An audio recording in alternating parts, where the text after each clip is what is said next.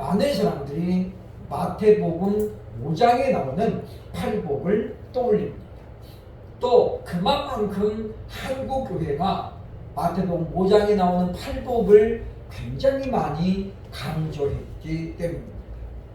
그런데 요한계시록에도 팔복이 나옵니다. 9월에는 우리가 그 중에 우리가 반드시 알아야 될 4가지의 법을 4주 동안 제가 말씀을 전하게 되었습니다.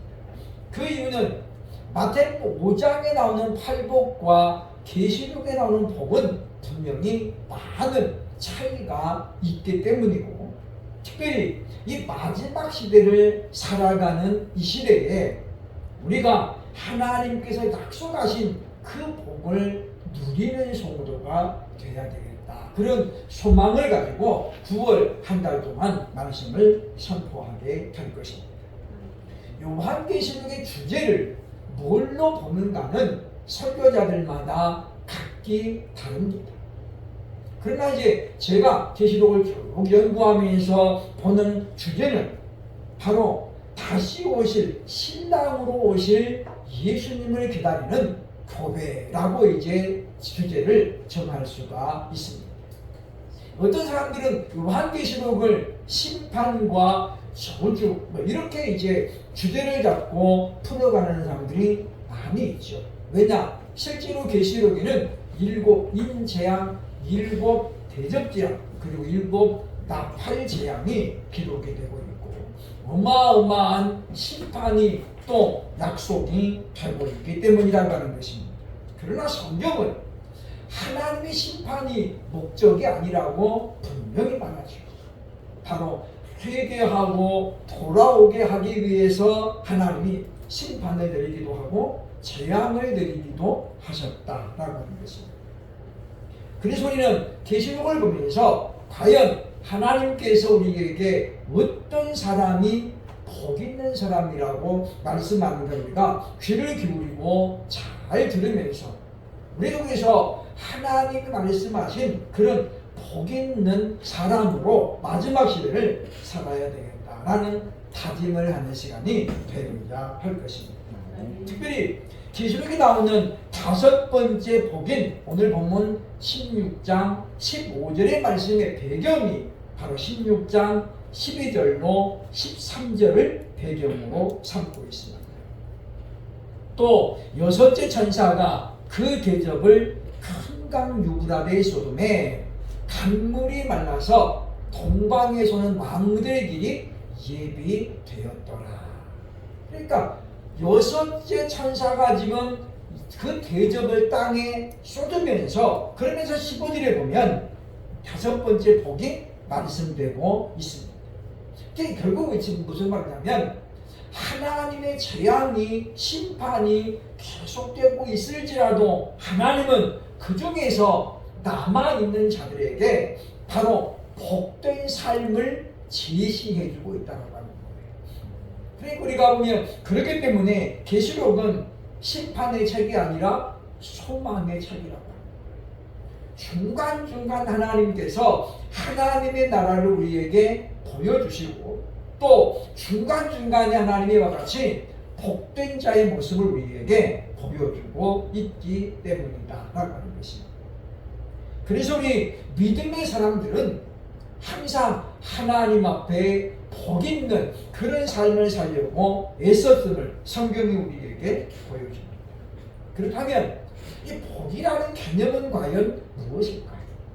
구약 성경의 히브리어로 복을 바라크라고 합니다. 바라크. 이 말은 사전을 보면 맨 첫 번째 나오는 뜻이 무릎을 꿇다라는 뜻이에요.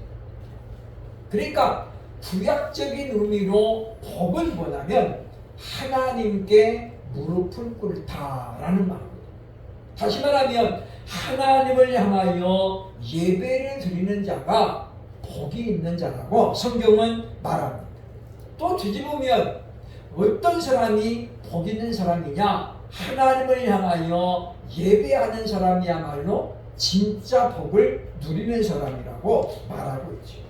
그래서 아브라함과 이삭과 야곱의 공통점이 뭐냐면 그들은 가는 곳마다 단을 쌓고 예배를 드렸더라 라고 말하는데, 그래서 그들은 예배를 드림으로 말미암아 자기들이 하나님 앞에 복 있는 사람인 것을 바로 증명했다라고 볼 수 있습니다. 그런가 하면 신약 성경의 헬라어의 마카리오스라는 복은 뭐냐면 하나님이 주신 모든 은혜를 바로 복이라고 말하고 있습니다. 그러니까 복은 하나님께로부터 오는 거예요. 근데 그 복이 일반적인 복도 있고 특별한 복도 있습니다. 일반적인 복은 모든 사람이 누리는 복이죠. 그러니까 예수를 잘 믿어야만이 부자가 되는 건 아니에요. 예수를 잘 믿어야만이 건강하게 사는 건 아니거든요.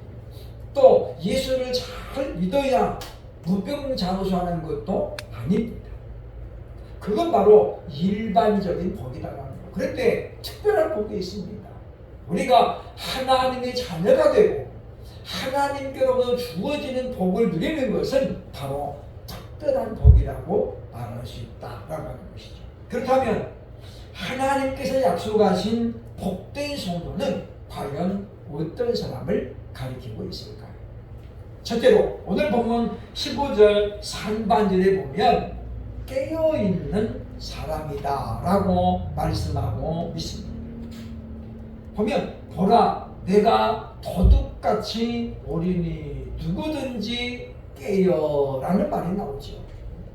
오늘 본문의 예수님은 두 가지를 말합니다. 첫째는 예수님이 다시 올 때는 도둑같이 오신다는 거예요. 도둑의 특징이 무엇입니까? 도둑은 매우 은밀하게 움직입니다. 또 많은 사람들이 잠에 들 시간을 기다려서 움직인다는 거죠. 신속 정확. 이게 이제 도둑들의 특징입니다. 근데 예수님께서 이렇게 도둑같이 오시겠다라고 말씀하죠. 그러니까 예수님이 오실 때는 은밀하게 오신다는 거예요. 때로는 많은 사람들이 깨어있는 것 같아도 정작 예수님 오실 때는 그것을 알 수 없다라고 설명을 해주고 있다는 것입니다. 또 하나는 깨어 있어야 된다는 것이죠. 예수님이 다시 올 때를 우리가 정확하게 알지 못하기 때문에 우리는 깨어 있는 자가 되어야 복 있는 자라고 오늘 성경은 우리에게 말씀해주고 있다고 하는 것입니다. 마지막 시대는 영적으로 혼탁한 시대입니다. 예수님이 말씀하신 10처녀의 비유에 보면 거기 미련한 처녀나 지혜로운 처녀나 다 졸며 잘세 그랬잖아요. 그러니까 지혜로운 처녀는 안 졸고 안 자는 게 아니에요. 마지막 때가 되면 다 졸며 잔다는 거예요. 그 무슨 이야기가 있습니까? 영적인 혼탁함에 많은 사람이 거기에 말려들 것을 보여주고 있다는 거예요. 그러므로 본문이 말하는 깨어있는 자가 복이 있다라는 말은 영적으로 무디어진 시대, 우리가 시대를 잘 분별해야 됨을 우리에게 알려주고 있는 거예요. 그러니까 주님께서 도둑같이 오실지라도 시대를 분별하는 사람은 예수님 오실 때가 이제 임박했다라는 것을 알 수 있다라고 하는 거예요. 왜냐하면 주님께서 데살로니가전서 5장 4절에 보니까 이렇게 말씀하셨거든요. 형제들아 너희는 어두움에 있지 아니하니 그날이 도적같이 임하지 못하리라. 주님이 말씀하는 거예요. 너희는 어두움에 있지 아니하매 그날이 도적같이 임하지 못할 것이다. 이 말은 다시 말하면 예수님이 아무리 도둑같이 오셔도 깨어있는 사람, 어둠에 있지 않다는 건 뭐예요? 범죄 가운데 있지 않다는 거거든요. 또 깨어있는 자를 의미하거든요. 그런 사람들에게는 반드시 뭐를 알려주셨냐? 징조를 주님이 알려주셨다는 거예요. 그래서 마태복음 24장 25장을 바로 그리스도 예수로 오실 때 있을 징조라고 설명을 합니다. 예를 들면 미혹의 영이 활발하게 활동할 때가 주님 오실 때가 되는 가장 큰 특징입니다. 즉 가짜들이 오히려 진짜들을 능가하고 가짜가 오히려 더 잘 되는 그때가 바로 마지막 때입니다. 그런가 하면 도처에서 전쟁과 기근과 그리고 지진이 동시다발적으로 발생할 때 주님 오실 때가 임박했다고 우리가 봐야 된다. 그러니까 이와 같은 여러 가지 징조를 예수님이 말씀해 주셨기 때문에 깨어있는 자는 시대를 보면서 분별한다는 거죠. 그래서 이제는 예수님 오실 때가 다 됐구나. 그 날짜 계산해가지고 언제 오십니다라고 밝히라는 게 아니에요. 그죠? 왜냐? 주님이 그랬잖아요. 때와 기한은 아버지께서 자기 권한에 두셨으니 너희는 알 바 아니다. 그리고 우리가 날짜 계산해가지고 날짜 계산으로 예수님이 언제쯤 오십니다. 그걸 우리가 알아맞히라는 게 아니에요. 주님 오실 때가 이제 임박했습니다. 왜냐? 지금 흘러가는 세상을 보니까 그런 징조가 지금 많이 이루어지고 있으면 주님 오실 때가 지금 점점 가까우고 있다는 거예요. 그래서 우리가 깨어서 자기의 직분을 잘 감당하는 사람이 오늘 본문에 복 있는 자라고 설명하고 있다는 것입니다. 그러므로 우리가 아무리 주님이 도둑같이 오실지라도 보라 신랑이로다 라는 선포를 들을 때에 기쁨으로 주님을 맞이할 수 있는 복 있는 성도를 될 수 있기를 주의 이름으로 축원합니다.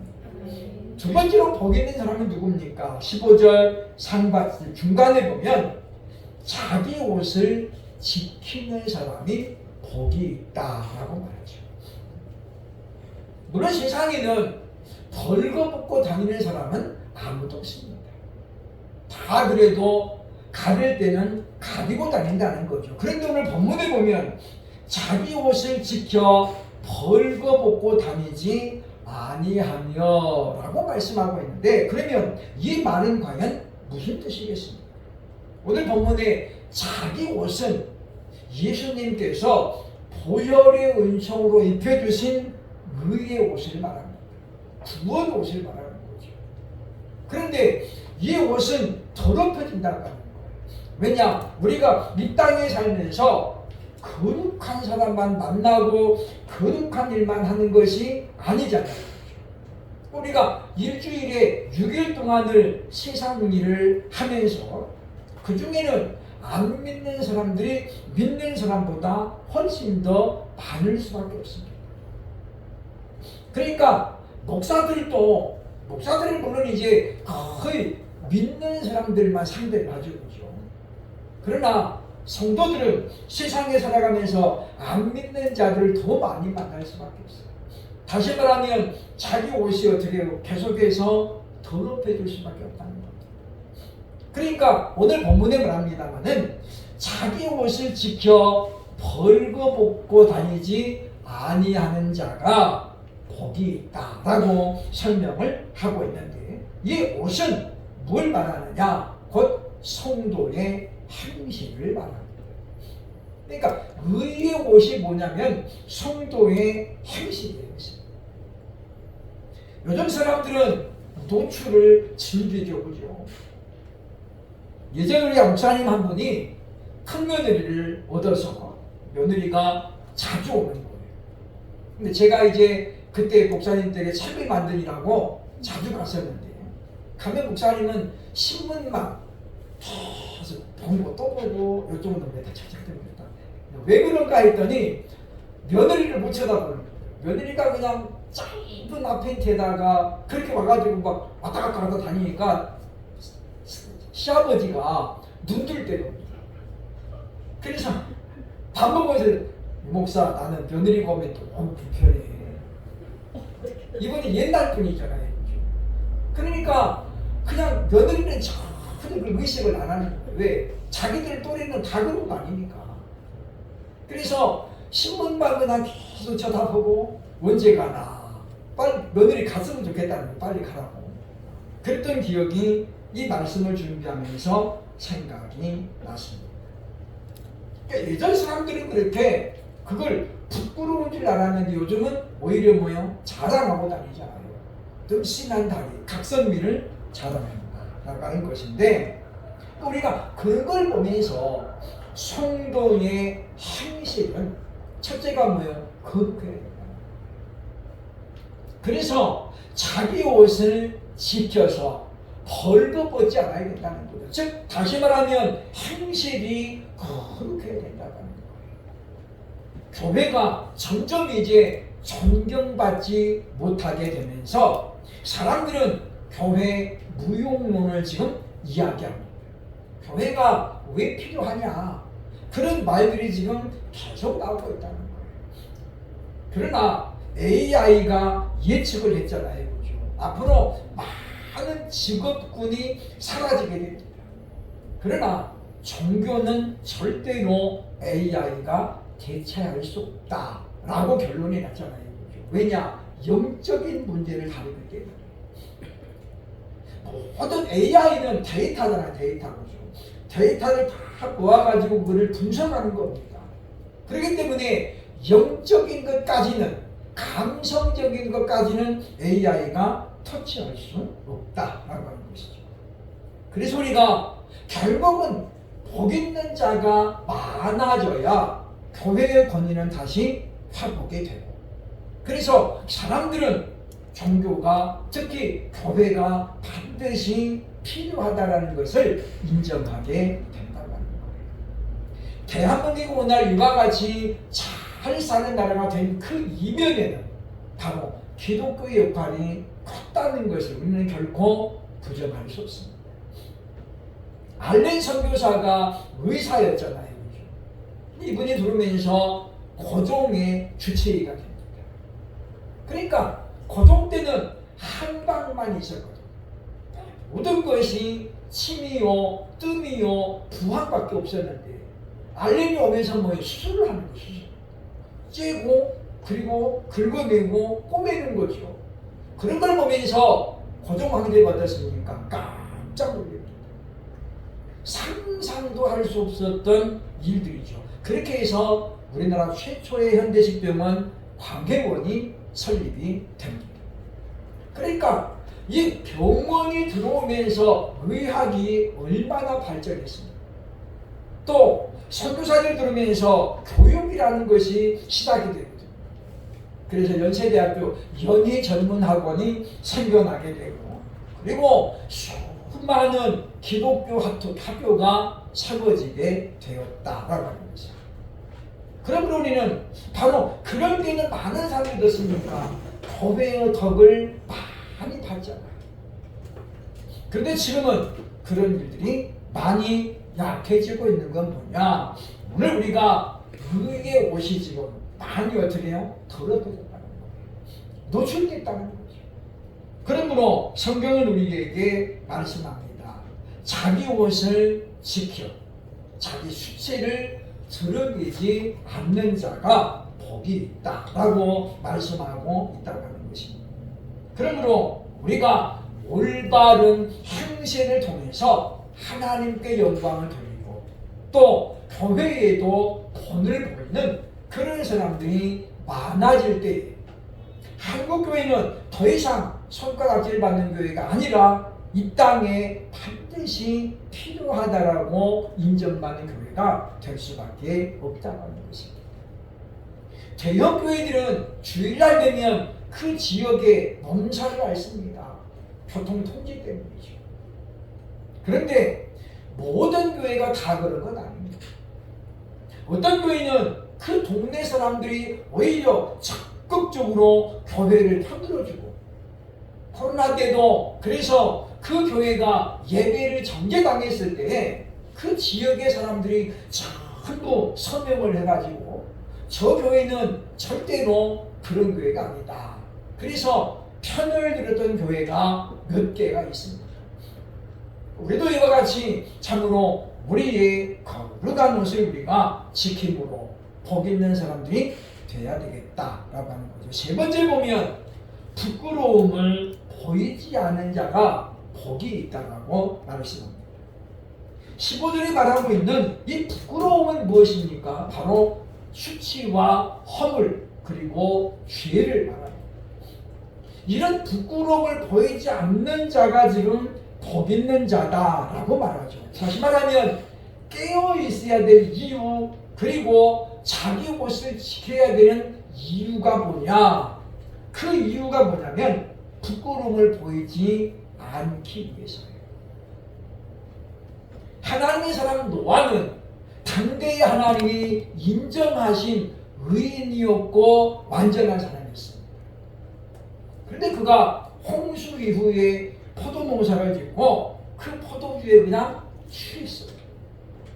주량이 그렇게 약한 것 같죠, 그죠? 주량이 좋았으면 안 취했어야 되는데 그랬어요. 그리고 나서 어떻습니까? 이 사람이 벌거벗고 잠이 들었어요.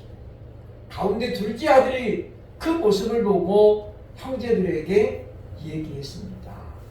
아버지가 지금 만취해가지고 그게 뭐예요? 지금 수치를 들으는 거죠.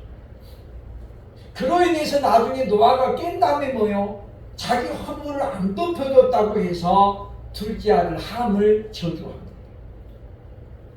원인 제공을 누가 한 거예요? 지금 자기가 한 거잖아요. 그런데 우리가 그런 모습을 보면서 우리는 바로 누구에게나 이런 수치와 허물, 죄는 존재함을 우리에게 보여줍니다. 하나님께서 의인이요 완전한 자라고 했어도 그가 퍼펙트, 완전 무결한 존재는 아니라고 합니다. 하물며 우리는 지금 하나님 우리 저와 여러분이 노아의 믿음에 과연 비하겠습니까? 노아는 어떤 사람이었습니까? 하나님의 말씀이라면 좌로나 우로나 치우치지 않았어요. 창세기 보면 노아는 남들보다 굉장히 늦게 아들을 낳았어요. 그죠? 500세 돼가지고 세 아들을 낳았잖아요. 그런 다음에 이 아들들을 믿음으로 잘 양육합니다. 그래서 노아가 방주 만들 때에 이 아들들이 뭐예요? 적극 동참합니다. 뿐만 아니라 며느리도 전부 믿음의 사람들로 맞이하잖아요. 예를 들어 우리가 보면 아브라함의 조카 롯을 보시다. 롯이 소돔과 고모라의 멸망을 듣고 예비 사위에게 이야기하거든요. 하나님이 소돔과 고모라를 지금 멸망시킨다고 하니 너희는 우리와 같이 가자. 그랬더니 두 사위가 뭐라고 그랬다고요? 아이고 자기들은 농담도 그렇게 하지 마세요. 그랬다는 거예요. 그 무슨 이야기입니까? 롯도 분명히 유다서에 보니까 의로운 자라고 이야기하거든요. 그런데 롯의 그 의는 아무에게도 선한 영향력을 끼치지 못했다는 거예요. 그러니까 우리가 오늘날 자기 믿음만 겨우 간수하는 사람들이 얼마나 많습니까? 다른 사람에게는 영향력을 전혀 못 끼치는, 우리는 적어도 우리가 예수를 오래 믿었다면 이제 우리는 내 믿음만 겨우 지키는 것이 아니라 나로 인해서 선한 영향력을 다른 사람에게도 끼칠 수 있는 그런 단계까지 우리가 성장해야 되겠다라고 하는 것입니다. 시편 32편 1절에 보면 허물의 사함을 받고 자신의 죄가 가려진 자는 복이 있도다 라고 말합니다. 오늘 본문에도 보면 똑같은 말이 나오죠. 자기의 부끄러움을 보이지 아니하는 자는 복이 있다. 시편 말씀과 같은 의미의 말씀이에요. 그런데 이 말씀 우리가 오해하면 안 돼요. 이 말은 우리의 죄를 꼭 은폐하고 그리고 감추라는 말이냐, 그런 말이 아니라는 거예요. 왜냐? 하나님의 전능하신 시선을 누구도 피해갈 수 없습니다. 그러니까 보면 아모스에도 나옵니다마는 너희가 바다 밑에 갈지라도 하나님 너희를 찾아낼 것이고 갈멜산 그 동굴에 숨어도 하나님 어떻게 해요? 찾아냈다는 거예요. 그러니까 우리가 보면 머리카락 보이더라 꼭꼭 숨어라. 우리 죄가 감춰두라는 게 아니에요. 땅을 파고 묻어두라는 게 아니죠. 그 말은 무슨 말이냐면 하나님께 우리가 철저하게 회개합니다. 그래서 하나님이 우리의 죄를 허물을 덮어주는 자가 복이 있다. 그런 말이에요. 대표적인 분이 누굽니까? 다윗입니다.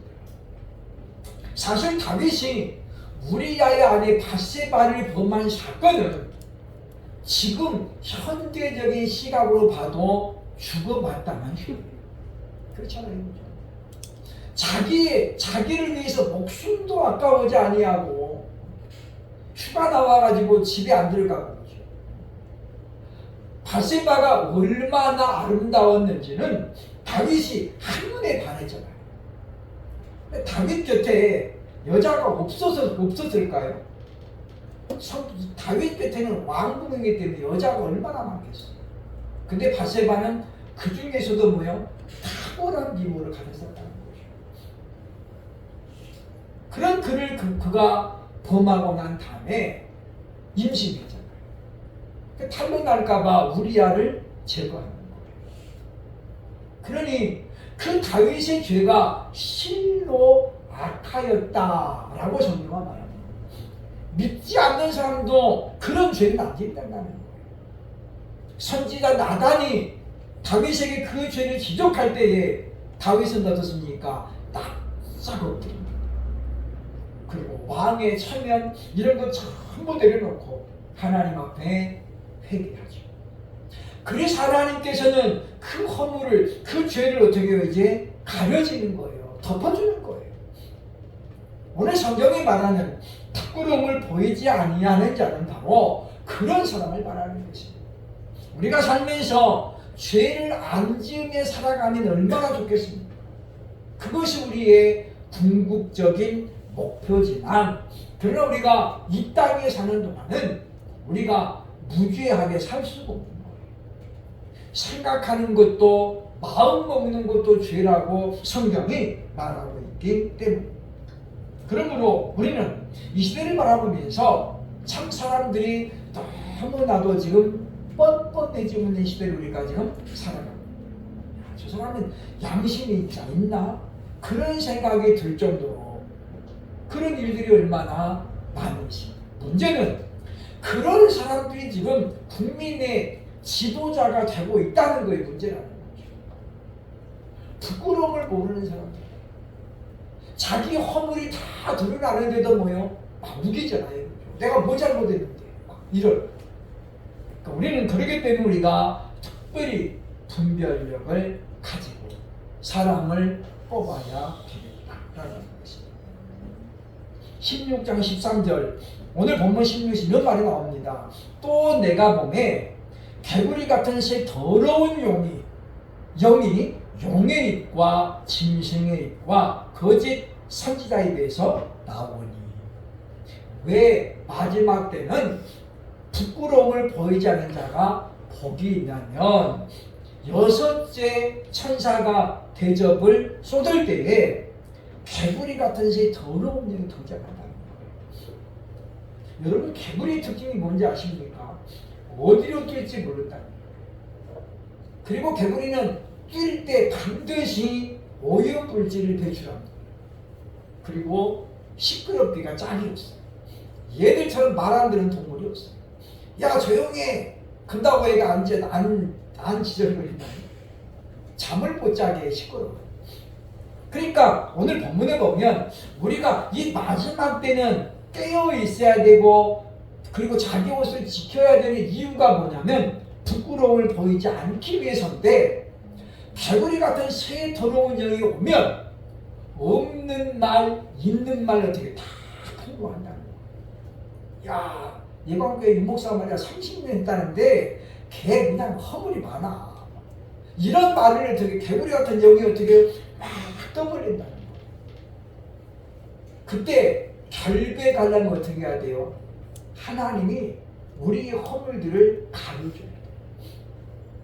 스룹바벨이 더러운 옷을 입고 하나님의 앞에 섰잖아요. 사단이 어떻게 참소하잖아요. 그때 하나님 뭡니까? 그에게 새로운 옷을 입히고 가락지를 낍니다. 그가 아무리 그렇게 더러워져 있을지라도 스룹바벨은 그 옷을 지키려고 얼마나 애썼는지 하나님이 아십니다. 그러므로 우리들도 이 마지막 시대는 많은 사람들이 믿음의 사람들을 공격하는 시대입니다. 있는 말 없는 말 다 동원해가지고 교회를 무너뜨리려고 하고 있는 시대입니다. 그러므로 우리는 이런 때에 우리가 참으로 깨어있고 그리고 자기 옷을 지킴으로 말미암아 끝까지 부끄러움을 보이지 않는 그런 복 있는 삶을 살아갈 수 있기를 주의 이름으로 축원합니다.